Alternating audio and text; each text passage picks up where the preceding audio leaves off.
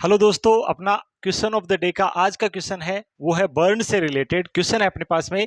Which of the following is the most accurate method to assess the fluid resuscitation in burn patient. Burn patient के अंदर fluid resuscitation किया जाता है और हमें पता है कि बर्न पेशेंट में फ्लूइड ऑफ चॉइस होता है रिंगर्स लैक्टेट, जिसको पार्कलैंड फॉर्मूला और पार्कलैंड बक्स्टर फॉर्मूला और भी फॉर्मूलाज होते हैं जो कि अपन पढ़ चुके हैं बर्न वाले चैप्टर में, उसके द्वारा किया जाता है। ठीक है, अब इस पेशेंट में ये फ्लूइड दिया जा रहा है, ये पर्याप्त है कि नहीं, इसका पता कैसे लगाएंगे?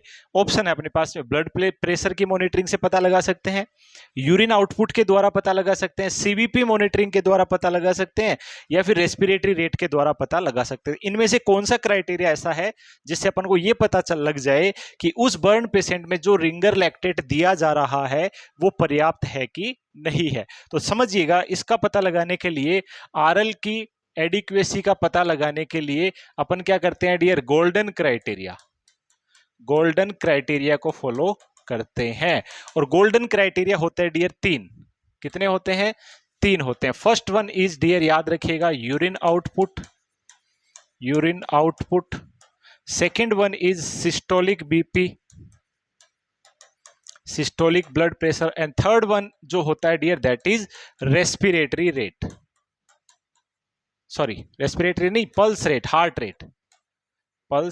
रेट यानी हार्ट रेट। तीन क्राइटेरिया के द्वारा अपन जो फ्लूइड दिया जा रहा है बर्न पेशेंट को पार्कलैंड फॉर्मूला से, किसी भी फॉर्मूला से कैलकुलेट करके वो पर्याप्त है कि नहीं, उसका पता कैसे लगाएंगे? तो यूरिन आउटपुट के द्वारा, सिस्टोलिक बीपी के द्वारा और पल्स रेट के द्वारा। अगर पेशेंट को पर्याप्त चल रहा है, इसका मतलब urine output should be greater than 30 ml per hour. Urine output 30 ml per hour से ज्यादा है, इसका मतलब पर्याप्त है, और 30 ml पर आवर से कम है, इसका मतलब फ्लूइड एडिक्वेट नहीं है। दूसरा, सिस्टोलिक बीपी, SBP। तो सिस्टोलिक बीपी जो है मेनली कितना होता है डियर? 120 mm ऑफ Hg होता है। लेकिन जब पेशेंट किसके अंदर चला गया? बर्न के अंदर, तो बर्न में हाइपोवोलेमिया होता है, हाइपोवोलेमिक शॉक में जाता है, और शॉक में बीपी डाउन होता है। यस और नो? किसी भी तरीके का शॉक हो, बीपी ऑलवेज डाउन होता है। ठीक है, तो सिस्टोलिक बीपी है, अगर वो ग्रेटर देन 100 mm Hg आ रहा है, इसका मतलब जो फ्लूइड दे रहे हैं वो सही है, एडिक्वेट है।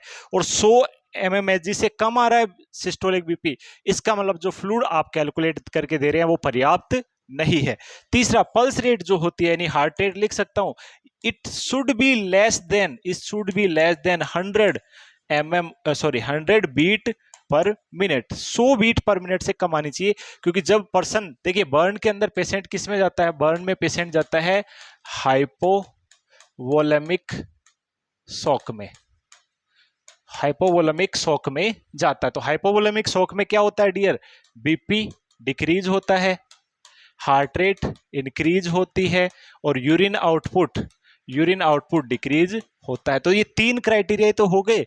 ये ही तीनों क्राइटेरिया शॉक, हाइपोवोलेमिक शॉक के लिए है, और यही तीनों क्राइटेरिया बर्न के फ्लूइड असेसमेंट के लिए है डियर। तो याद रखिएगा, इन तीनों के अंदर से सबसे इंपॉर्टेंट जो क्राइटेरिया होता है वो क्राइटेरिया होता है अपना urine output. Yes, most critical monitoring, very important.